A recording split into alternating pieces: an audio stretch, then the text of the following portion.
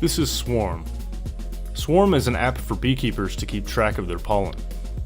My name is Cameron Wasingerr. With the help of Symphony Robinson, Myra Sigala, and Jake Rydell, we prototyped an easy-to-use crowdsourcing app. This is Sadie. She's a colorblind beekeeper. Today, I'll showcase the app from Sadie's perspective. On the home screen here, I'll open Swarm. And we are greeted by a camera interface on the scan page. In this top section, I can shuffle between pages. There's the profile page and the community page. But I think I'd like to scan first. So here I will line up my shots and tap this button down below. And this shot's looking a little blurry, so I think I'm gonna rescan. And I'd actually rather import a photo. So I'll choose this picture of my frame that I took earlier. And I'll confirm that.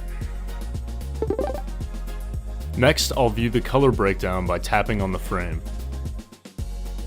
So with deuter anomaly colorblindness, it's difficult to distinguish between reds and greens. But this diagram allows me to locate each color on the scan. You'll also notice that green and blue pollen are grayed out because they don't appear.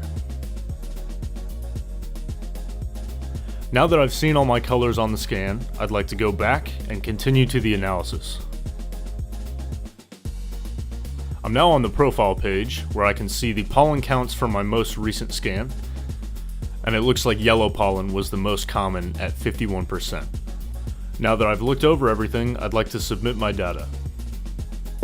I'm taken to the community page. Here I can see my data compared to every other user. I'm represented by the yellow and the community the white.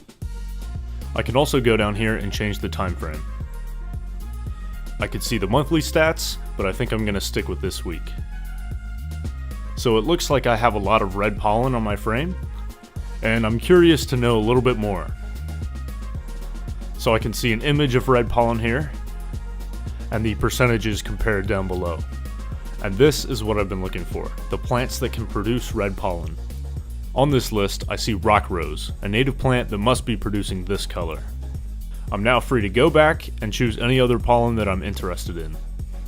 And that about wraps it up. What you saw today were all the features that have been prototyped so far. In the future, this app could be fully built out and released.